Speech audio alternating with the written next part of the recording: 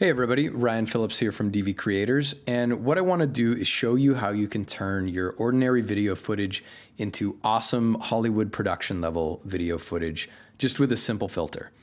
So let's take a look at this clip. In and of itself, it's not that bad, but it's also not very compelling, right? It's flat, the contrast is not very high, saturation is not very high, it's got this deep depth of field. I'm just not really drawn into the image yet. So let's go ahead and grab the FilmStyles filter, drop it on. Boom. Now, I have not done anything to the parameters of the filter yet. I just dropped it on and instantly it looks better. There's before and after. You tell me which one you prefer. So let's walk through the filter real quick. So we've got the film look slider, and what that's doing is creating an S curve that actual real film has and video does not.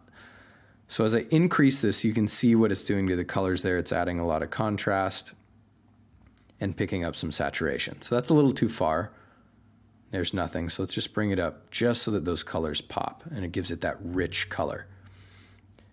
And the exposure does what you think it would. Increase, decrease.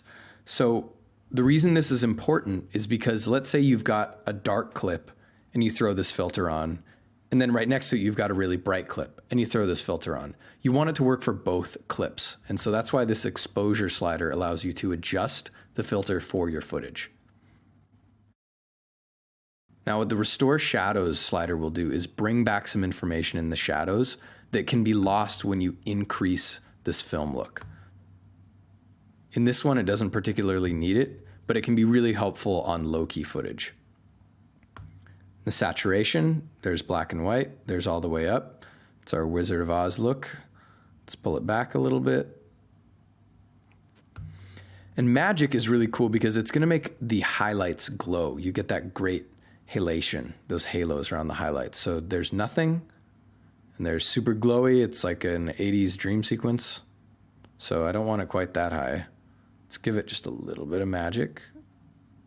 Yeah, what do you think? About there? Yeah. And the vignette, look at it without the vignette. The image clearly has this strong, just slightly off-center composition. We know what the subject is, but my eyes are not really drawn. They're wandering around the image. So the vignette, look at that. All of a sudden, your eyes are drawn to the singular subject, the most important thing in this image. And we can affect the size right here. So let's take a look at some before and after here.